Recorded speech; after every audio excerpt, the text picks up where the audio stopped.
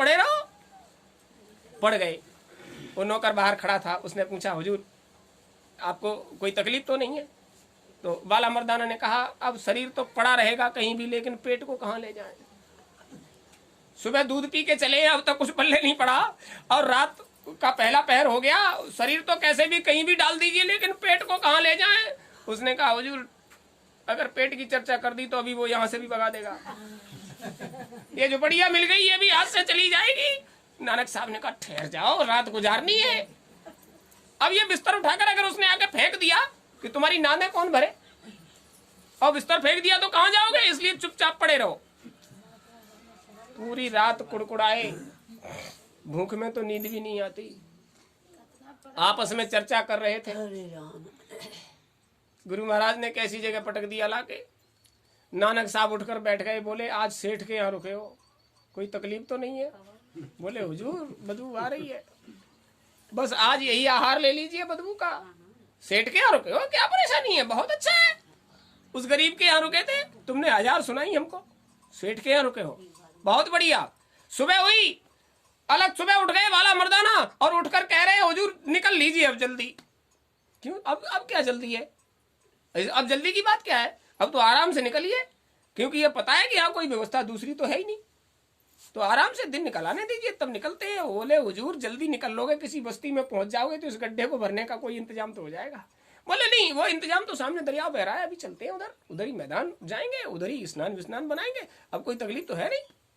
बोले हाँ बात तो सही है, अब क्या तकलीफ है? खाने की कोई व्यवस्था नहीं और रहने को रात गुजरी गई, अब तकलीफ वाली बात क्या है? अब तो दिन है, कहीं ना कहीं इंतजाम करना पड़ेगा। निकल पड़े, बाहर निकल कर आए, कोठी की तरफ देखा, बोले कोठी तो बहुत बड़ी है, बड़ी मौज से रात गुजरी।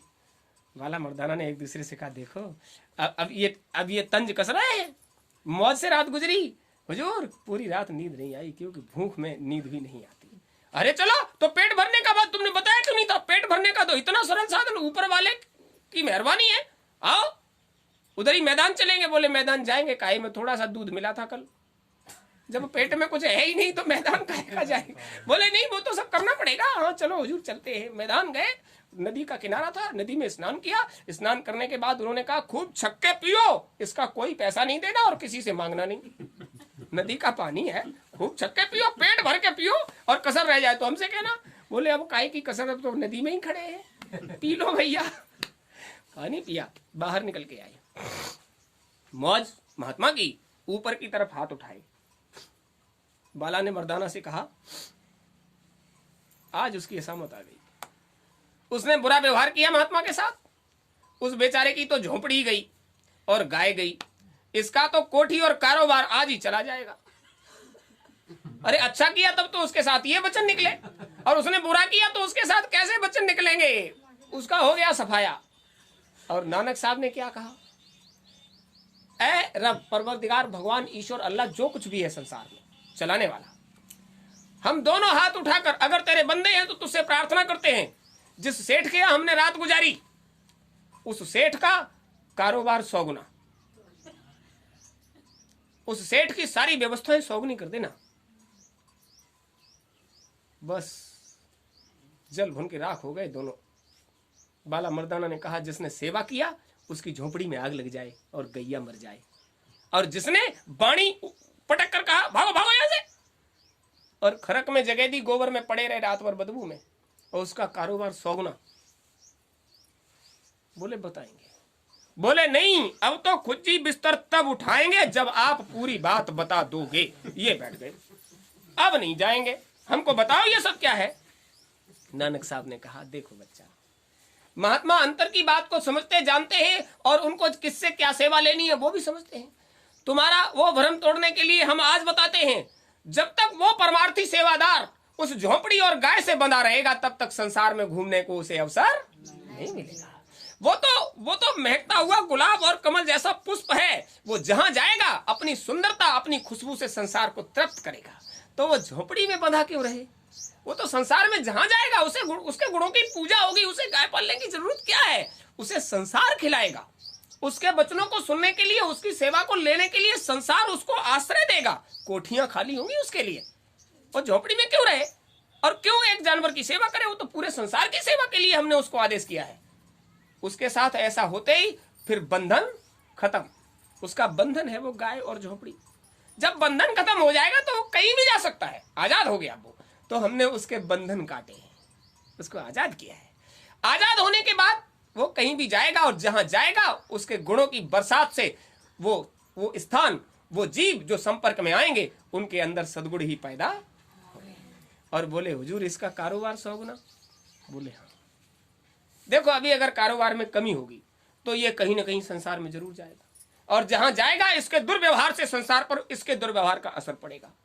इसका कारोबार जब 100 गुना हो जाएगा तो ये उस कारोबार से निकल ही नहीं पाएगा, रात दिन उसी में फंसा रहेगा, तो किसी को कोई क्या तकलीफ दे पाएगा। इसका कारोबार खत्म हो गया तो ये संसार में जाकर अपने अवगुणों से संसार को अवगुणों से सींचेगा। इसलिए महात्माओं का काम जो होता है ना वो भेद भरा होता है। बाला मर्दाना ने कान पकड़े, हुजूर हम नहीं समझ रहे थे, हम तो नादान हैं। बोले इसीलिए तो हम कह रहे थे, तुम हमारी सुन नहीं रहे थे। महात्मा तो बंद छुड़ाते हैं, महात्मा तो झंझट कटवाते हैं, महात्मा तो नेकी बुराई करते हैं और नेक लोगों के संपर्क में आते हैं। तुम्हें हमने दिखाया धनी मानी होना एक अलग बात है, लेकिन परमार्थी होना एक अलग बात। वो दीन गरीब था, झोपड़ी खाली करके बाहर पड़ा रहा, दूध पिलाया, भूखा रहा, लेकिन तुम उसके लिए हमसे लड़ते रहे। तुम हमसे क्यों लड़ रहे थे? बोले हुजूर उसकी नेकी के लिए लड़ रहे थे। तो समझ लीजिए तुम उसकी नेकी के लिए हमसे लड़ रहे थे, और उसके लिए जो हमने कर दिया उसके लिए तुमने कुछ नहीं कहा। बोले हुजूर इसलिए नहीं कहा, अब आपकी बात को काटना हम नादान लोगों का काम कहाँ है। जो कुछ आपने कर दिया बहुत अच्छा कर दिया। उन्होंने कहा महात्मा हमेशा बंदी छोड़ होते हैं, महात्मा बंद छुड़ाते हैं, बंधन कटवाते हैं। और आपसे कहा जाए अभी बंधन काट के गुरु महाराज के नाम पर घर छोड़ दीजिए तो कितनी मेहनत से बनाया ये बाल बच्चे, ये संसार कैसे बसाया, और तुमने तो थोड़ा सा टके सी जीभ उठाकर पटक दी। ऐसे कैसे हो जाएगा? नहीं होगा भाई। आपका मन, आपकी बुद्धि, आपका चित्त सब कुछ उनमें उलझ गया है, और ऐसे उलझ गया है। गुरु महाराज कहते थे तुमने जीवन की झीनी चादर और बड़ी झाड़ियों में डाल दी है, अगर इसको खींचकर निकालोगे तो ये फट जाएगा। इसलिए जीवन की इस झीनी चादर को उस झाड़ियों से निकालने के लिए एक एक कांटे को सुलझाना पड़ेगा, और इसमें समय लगेगा। एकदम से निकलने वाली चादर सुरक्षित निकल आएगी। एक एक कांटे को सुलझाकर उसको धीरे से निकालो। जीवन की चादर उन कटीली झाड़ियों से सुरक्षित निकल आएगी और फटेगी भी नहीं। तो ये सत्संग जो रोज सुनते हो, इसका क्या मतलब है? आपके जीवन की चादर को कांटों से सुलझाने का काम है। धीरे धीरे बदलिए मन को, धीरे धीरे बदलिए बुद्धि को, धीरे धीरे बदलिए चित्त को, धीरे धीरे शांत कीजिए अहंकार को। और जब अहंकार शांत हो जाएगा, इस उम्र में भी अहंकार शांत नहीं, अभी बात करके देखो, ये शांति लेता ही नहीं। क्योंकि अब एक होता उसके साथ 2-4 और हो गए, तो अब तो अहंकार मोटा तगड़ा और हो गया। तो उसको शांत करने के लिए ये जो बुढ़ापा है उसी को शांत करने के लिए दिया जाता है। ये बुढ़ापा जो आपको दिया जाता है वो बचपन से लेकर जवानी और वानप्रस्थ अवस्था तक के अहंकार को तोड़ने के लिए दिया जाता है। अगर ये चीज आपके पास न आए तो तुम्हें विगत की यादें आकर ये नहीं कहोगे वो भी जमाना था। अब क्या करें, शरीर में सामर्थ्य ही नहीं। बिल्कुल सही बात, वो भी जमाना था जब तुमने परमात्मा के लिए कुछ नहीं किया, और आज का भी जमाना है, हर पल हर श्वास ईश्वर। अब तो समेट ले। अच्छा, अब जब समेटने का समय था तब समेटने के लिए बैठे नहीं, और अब जब कुछ भी नहीं साथ में है, कुछ भी पास में नहीं है, तो ईश्वर, अब ईश्वर समेटे। तुम्हारे समेटने का समय था। साधना का समय जो होता है वो शरीर में सामर्थ्य पर होता है। 2 घंटे के लगभग होने वाला है। आप लोगों को कितने आसन बदल गए? कई आसन बदल गए इतनी देर में। कोई भी ऐसा नहीं जिसके कई आसन नहीं बदले। अब गुरु महाराज ने कहा कि आसन नहीं बदलना है, एक आसन पर बैठकर लोगों को रास्ता देना है। ये तो एक ही रहा, जब से आप बैठे हो बदला तो नहीं है। जो परमार्थी सेवा में दे दिया गया है उसको तुम्हें करना पड़ेगा। इस समय शरीर में सामर्थ्य है तो मालिक के आदेश का पालन कर सकते हो, और सामर्थ्यहीन जब हो जाएगा तो गुरु महाराज के साथ जब काफिलों में चलते थे, बच्चा तबीयत खराब है, हुजूर लेट कर ही कर दीजिए, इन सब पर दया लेट कर ही कर दीजिए। गुरु महाराज लेटे हैं तो तखत को पकड़कर मंच पर ले जा रहे हैं और गुरु महाराज लेटे हैं और लेटे हैं तो मुंह के पास वो माइक लगा दिया, हुजूर लेट कर ही दया कर दीजिए, स्वास्थ्य अच्छा नहीं है तो लेट कर ही दया कर रहे हैं। और जब सामर्थ्य थी वो असमर्थ कभी नहीं थे, वो सामर्थ्यहीन कभी नहीं थे, केवल तुम्हें दिखाने के लिए। गुरु महाराज ने जब बुलाया था तो ऐसे सर ठोक कर ये कहा था, बच्चा मैं तो आ गया। तो हुजूर आप आ गए तो ये जीवन भर आपकी ड्यूटी का चाकर हो गया, हम हमेशा सेवादारी करेंगे। इतना कहकर गुरु महाराज आगे बढ़ गए तो संभल कर विचार किया, एक बार और दर्शन कर लेते हैं। तो जैसे आंधी आती है, ये आए बो गए, ये आए बो गए, जहां तक लोग बैठे थे हर सर पर गुरु महाराज का हाथ और हजारों की भीड़, और हर ऐसा कोई सर नहीं था जिसने ये न कहा हो कि गुरु महाराज ने हमारे सर पर हाथ नहीं रखा। हर सर पर हाथ, हवा में लोग दौड़ रहे हैं और वो दिखाई नहीं दे पड़ रहे, ये गए वो गए, ये गए वो गए। ये भी दिखाया, ये भी दिखाया कि तखत को उठाकर ले जा रहे हैं, मंच पर रख रहे हैं और गुरु महाराज के मुंह के पास माइक लगा रहे हैं, हुजूर दया कर दीजिए जीवों पर। और जब लौट कर आए, समापन सैफई में होना है, नहीं बच्चा यहाँ नहीं करेंगे, हमारे साथ चलो। उसी काफिले की बात है कि मेरठ के इलाके में जब थे तो गुरु महाराज को तखत पर लिटाकर ही मंच पर बिठाना पड़ता था, लिटाना पड़ता था। और जब लौट कर आए, समापन सैफई में नहीं करेंगे, मथुरा करेंगे, हमारे साथ चलो।